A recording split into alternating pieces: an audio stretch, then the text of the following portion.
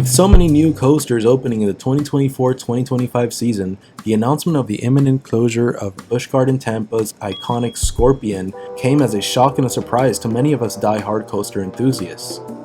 This wicked engineering marvel by the iconic Schwarzkopf has been loved for over 40 years by coaster enthusiasts and, let's say, most of the GP alike. This compact little beast packs a sting, boasting tight turn radii and sharp profiling on almost every curve. Let's take a look back on what makes Scorpion a special ride that will be remembered by all who endured its piercing sting for over 44 years.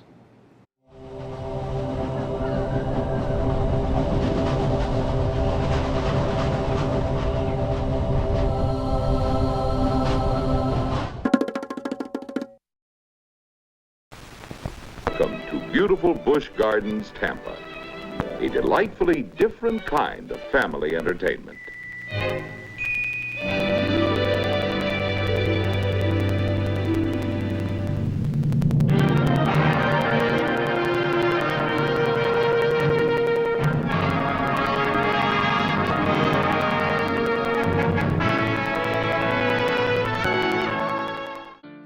Since its opening in 1959, the park went its first 16 years without a major roller coaster.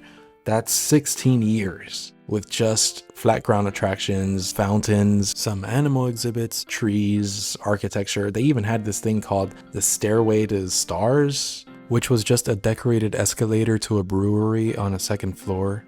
They also had a monorail which opened in 1966. Oh, and this old Swiss house themed restaurant, which was called the Old Swiss House. It was actually patterned after the famous Old Swiss House in Lucerne, Switzerland. Guests were able to watch the gazelles and giraffes as they ate. It was built in 1964 and was once considered one of the finest restaurants in Tampa. They renovated it and reopened it as the Crown Colony House in 1990, which looks a lot like the current Serengeti Overlook. During these early years, the park was known as the Dark Continent and became second to only Walt Disney World in being the most popular theme park in Florida.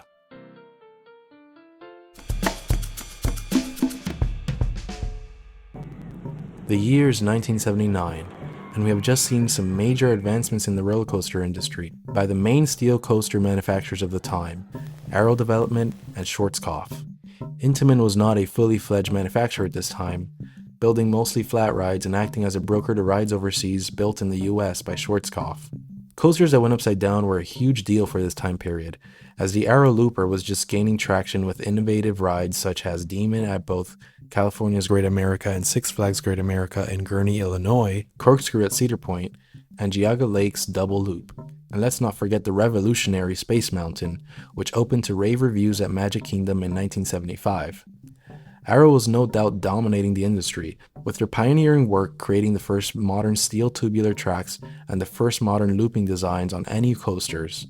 In fact, Busch Gardens Tampa had their own modern Arrow piece in the form of Python, the iconic Arrow corkscrew built in 1976 as the park's first roller coaster.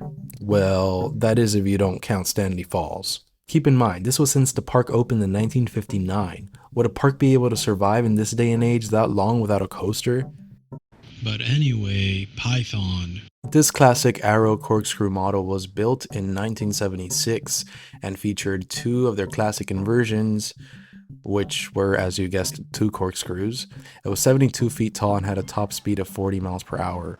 And this classic roller coaster set back Anheuser-Busch about $2 million of its $7.6 million budget that they were using to expand the Congo section of the park near Stanley Falls Flume and what would later become the Congo River Rapids. Busch Gardens was then in the middle of its second 18-month expansion with the addition of the Moroccan Village and the Sky Ride, which still operate to this day.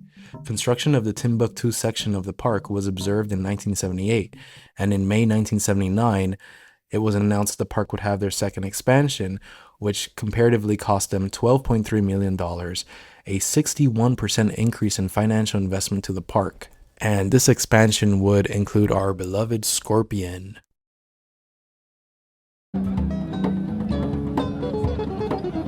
Today Today, the spectacular grand opening of Timbuktu on the Dark Continent at Busch Gardens. Their game show host turned snake charmer Chuck Woolery.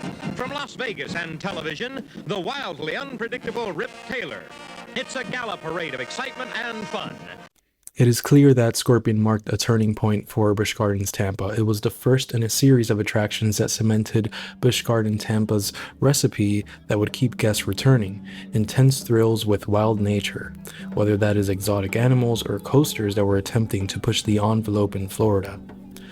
The park would become a staple to the South that felt more outdoorsy than other Floridian home parks, which were a little bit more clean-cut. So the expansion included 7 acres of renovated themed lands with a roller coaster first described as a European designed roller coaster with a 360-degree loop. And 360 degrees it was. See, in 1976, Schwarzkopf built Revolution at Six Flags Magic Mountain, regarded as the first modern looping roller coaster, though there were other examples, such as Looping the Loop in Parque Japonés in Buenos Aires, which operated from 1911 to 1930. Revolution was the first to have a clothoid or upside-down teardrop-shaped loop. Before this, modern roller coasters with loops were thought to be okay with having perfectly 360-degree circle profiles for the loop structure, which put a whole lot more stress on the body and also on the track itself. However, if we take a look at Schwarzkopf's shuttle loop coaster, say King's Cobra, built in King's Dominion in 1977, which also happens to be the most traveled shuttle being relocated to 3 other parks, we can very clearly see the design for a clothoid-shaped loop being implemented before Scorpion was built. Why then was Scorpion built with such a circular tight loop in 1980, after history showed it wasn't ideal for the human body?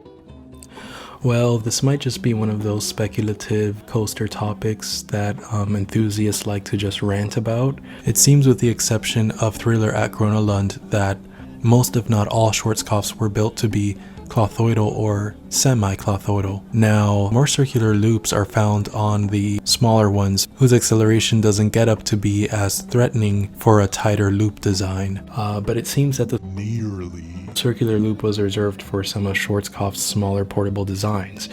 Ironically, Scorpion was the only one of the Silver Arrow models by Schwarzkopf that was built permanently onto the site. It is also one of the few modern coasters built after Revolution with the nearly 360-degree tight vertical loop design, and the only Schwarzkopf left in the state of Florida. In fact, Scorpion was the only Schwarzkopf ever built in the state of Florida, with the exception of, whoa, what the fuck is that? Das ist Wiener Looping. No, not Wiener Looping. Relocated to boardwalks and baseball in 1985. More on that in a future video. Anyway, besides this and the occasional but usually very rare traveling Doppel looping which appeared at Dade County Youth Fair if you're from Miami, Scorpion was one of the only other known Schwarzkopfs in the southeastern United States, and the second longest standing, the first being Riddler Mindbender at Six Flags Over Georgia. On some older Schwarzkopf models, finding parts for replacement and maintenance can be a little bit more difficult. As I understand it, only Mauer and in some cases Gerstlauer can supply these parts and retrofit them to the older technology that Schwarzkopf implemented. Unlike with Arrows, where SMS had paid the right to use their technology and patents and can now replace a lot of those parts. I'm not sure if there is a company that is directly responsible for Schwarzkopf's parts and technology.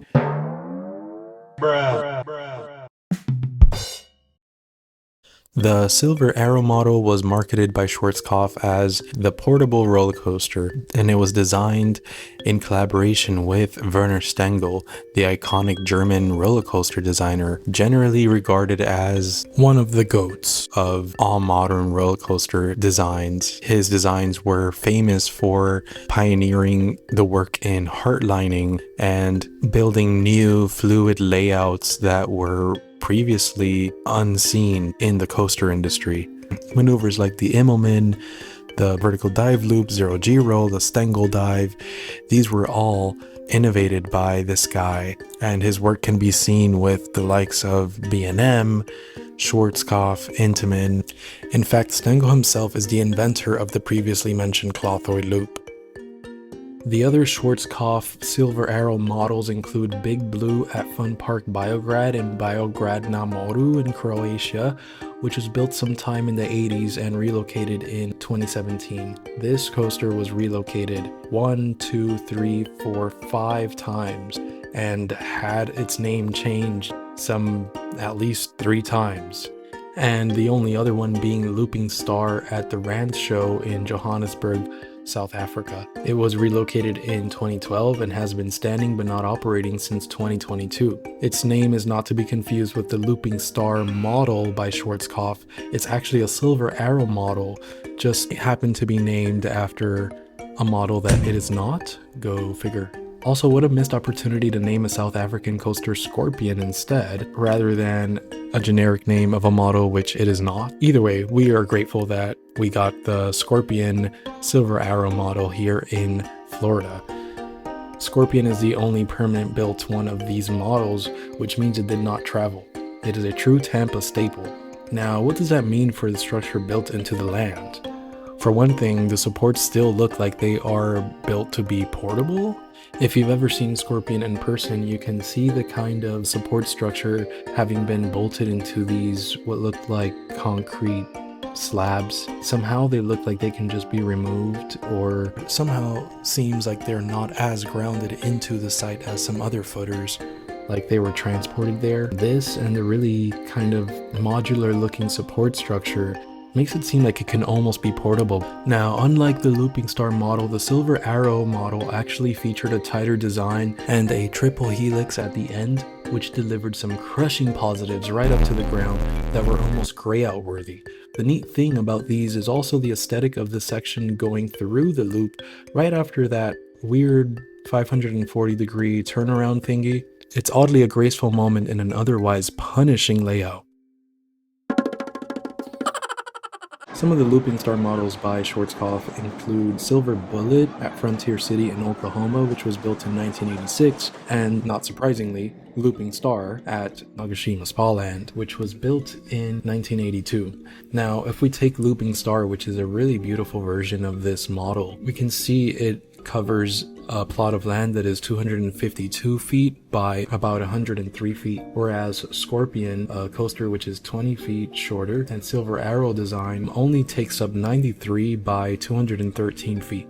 So it's a lot skinnier in its arrangement and still allows for quite the heavy positives and some intense features. Another random tidbit about these, notice how the brake fins designed on the train are to the side and bottom of the seats instead of being aligned perpendicularly on the bottom of the car, just like on most modern roller coasters. And this allows for the brakes actually to be flanked on either side of the track in the brake run, so that the brakes are actually compressing vertically instead of horizontally or laterally, which is kind of cool and just adds a different look to the train as it's coasting through the layout with these sharp fins on the side, almost like shark fins. And I wonder if this actually makes the brakes easier to be treated during maintenance, as they might be able to be removed without having to touch the track.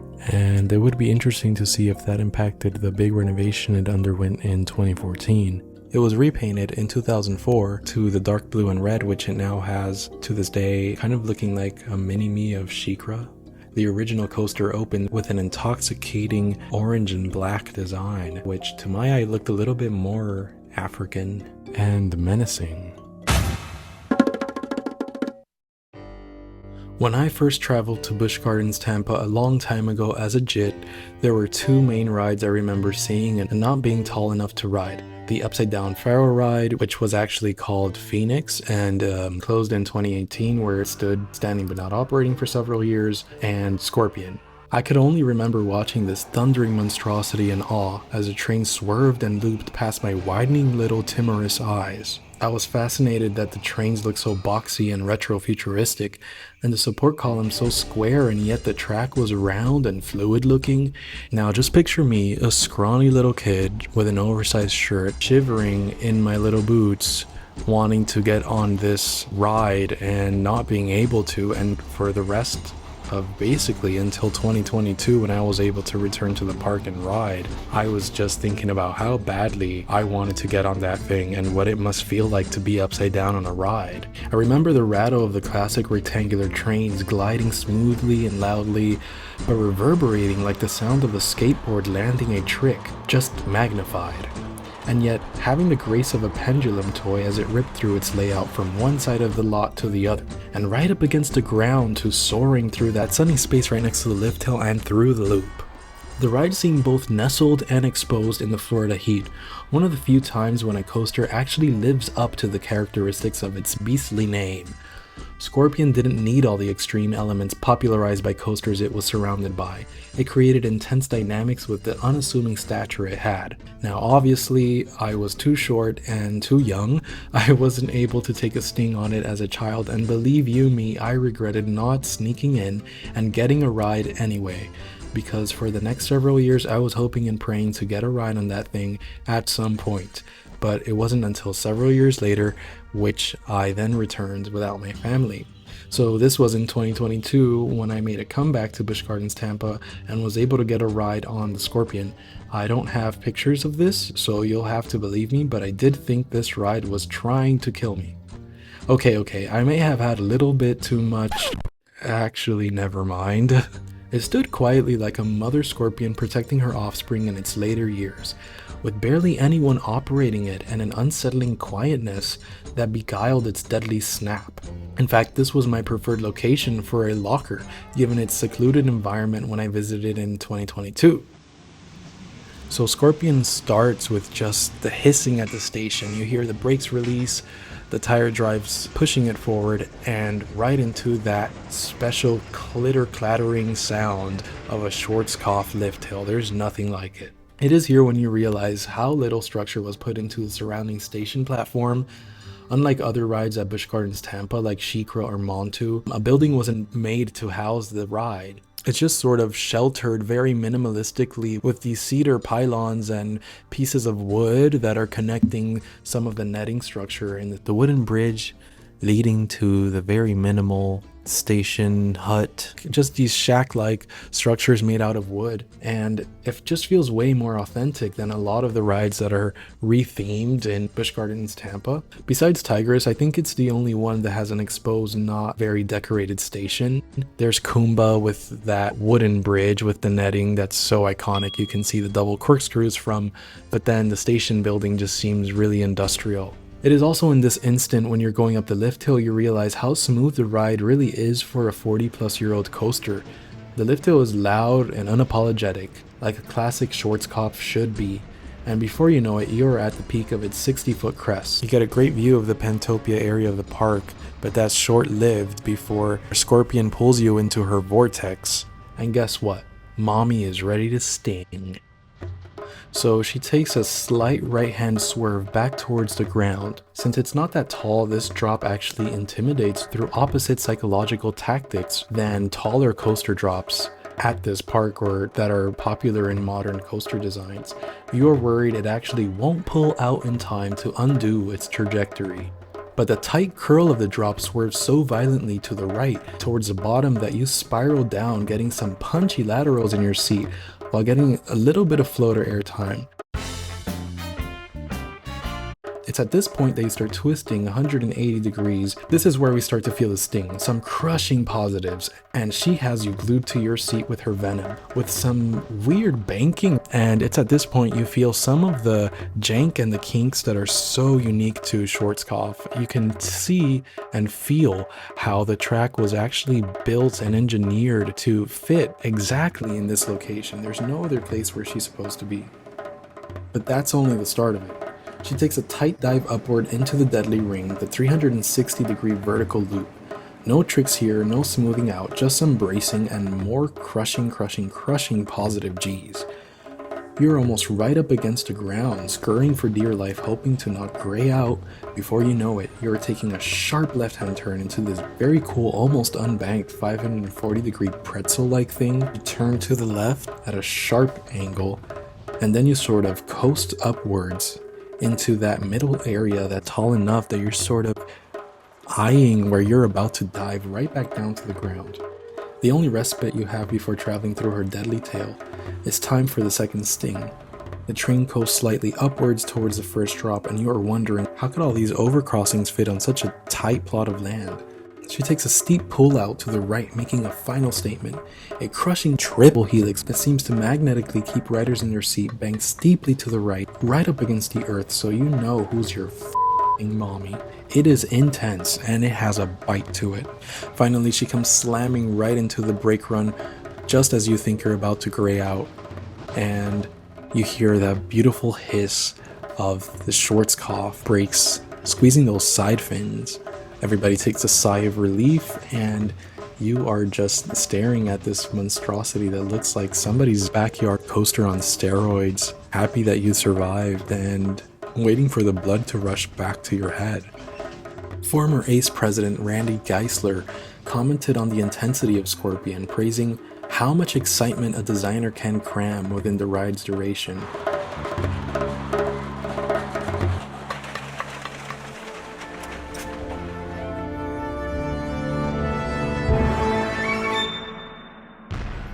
This ride structure and layout was an absolute engineering marvel for its time, and if nothing else, a construction of defiance. The ride decidedly didn't do other things that coasters of the time, or actually modern day coasters that existed at the same time as Scorpion's run into the 2020s really were famous for doing, such as airtime hills and dive loops and all other kinds of creative inversions. This was classic Schwarzkopf. It was German engineering, and it was just a focused layout on positive G's and a lot of people's first inversion. What an experience to have this type 360 degree loop as your first inversion. I mean, imagine for those people who were scared to go upside down, for a lot of people this was their first upside down coaster, to then go from something like this to Mon 2 or Kumba. I mean, you have such a range in inversion type, even though it's still just a vertical loop in just one park. It would have been really cool to see this and Phoenix Rising, a coaster built 44 years later with very different type of layout right next to each other for more years to come. That and its location nestled right into this area of the park, which maybe was not the most popular or seen even from the midway or from other parts of the park. I know that it's mostly covered by vegetation and stuff, but imagine discovering this walking along the Timbuktu section on your way to like Tigris or Kumba, and it's just a little tight Schwarzkopf, black and orange, looking like a snake in the middle of the road.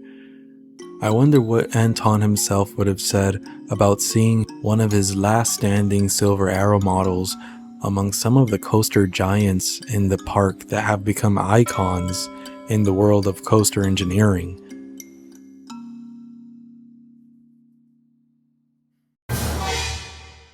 So in its 44-year run, Scorpion was mostly safe. There were only 2 main incidents of, I guess, bad publicity, but no one was seriously hurt. There was a model in 1994 who was allegedly not allowed to get off the ride after voicing discomfort during a park promotional shooting. She filed a lawsuit against the park, and the lawsuit was for false imprisonment and also negligence. She sought $15,000 in damages as a result of some alleged injuries after being quote-unquote forced to continue to ride on the roller coaster for the video shoot. 3 years later, the lawsuit was actually dismissed by the judge in 1997. Kind of funny, it seems that Busch Gardens does not have some great luck with models riding their coasters, huh?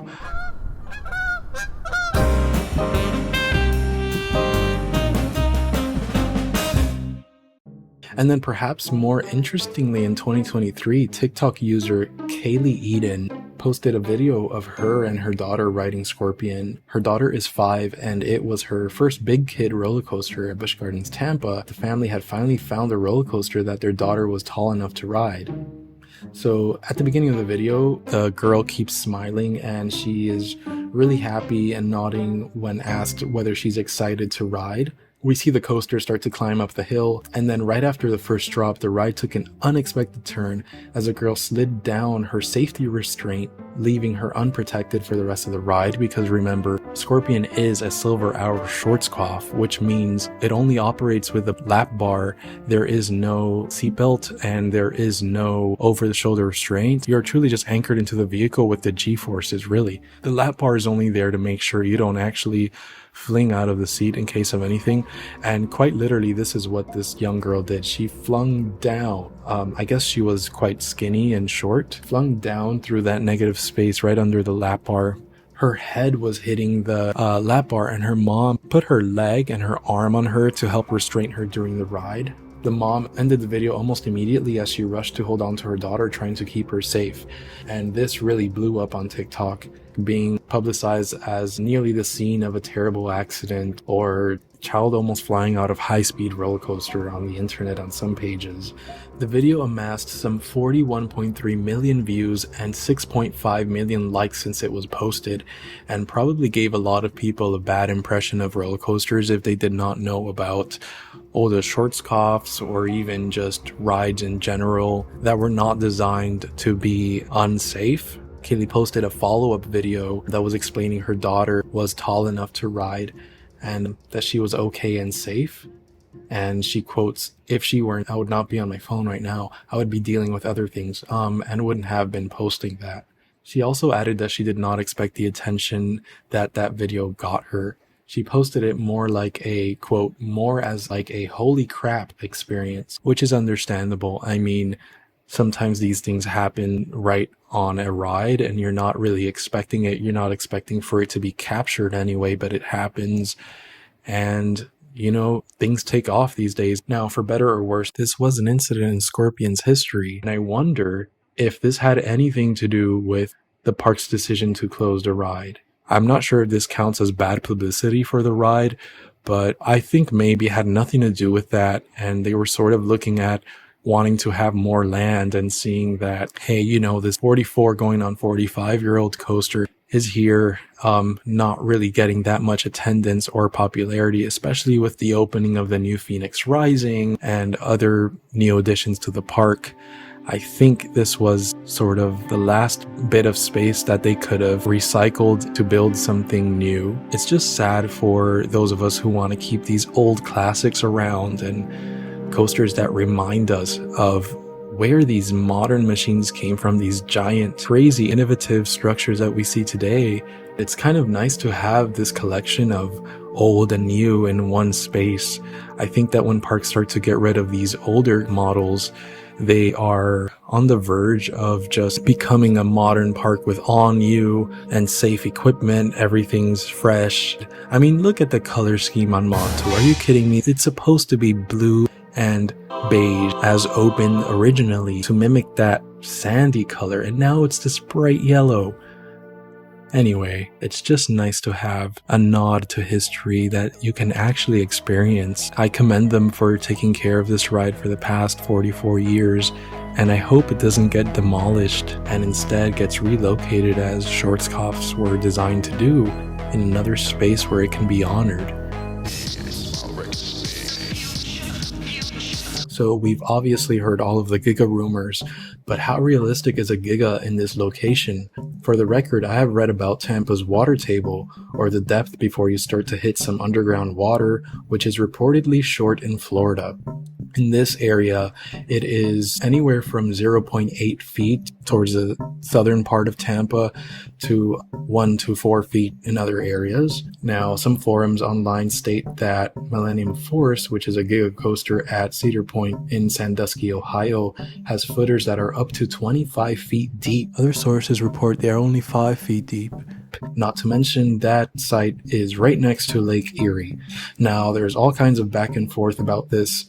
Talk about soil conditions and flooding conditions, which this area would be specifically susceptible to, given that Scorpion suffered through a flood in 2014 right before its renovation.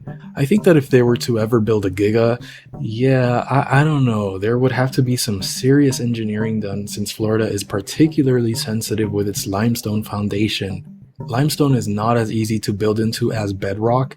I can see something a little bit more feasible and palatable to a wider audience coming to this area, such as a mid to high tier family ride, or even some flat rides, which I think the park is lacking at this point. I wouldn't be surprised if they went with something to make the park even more family friendly, which seems to be the trajectory the park is going in. However, an RMC Raptor using the same plot of land and paying homage to the original Scorpion does sound pretty sweet, I gotta admit. I also wouldn't be against a Gravity Group Family Thrill wooden coaster like Bobcat or something like Oscar's Wacky Taxi. I can already picture it being like an African themed wooden coaster where you're walking through the support structure and maybe there's some Scorpion memorabilia somewhere in there.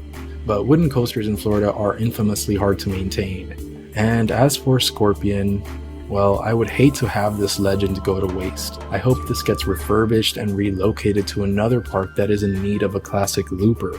I could imagine it being a great fit for a small family-owned park, perhaps something new like Lost Island, or even something with a little bit of a legend like Mount Olympus, if they made it a re-theme and continued its legacy there, since their rides seem really intense and mythological, though all of them are wooden, so it might actually be a good contrast and a nice fit.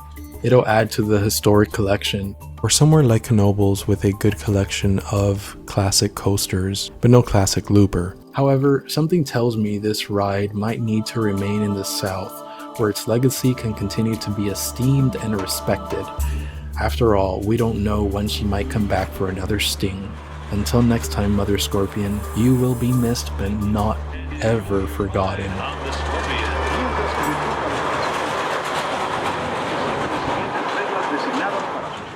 I hope you enjoyed this trip down memory lane, and if you enjoy nerding out about coaster content and theme park history and all that kind of stuff, I would so appreciate if you considered clicking on that subscribe. Hey yo, somebody throw a shoe at this guy's head.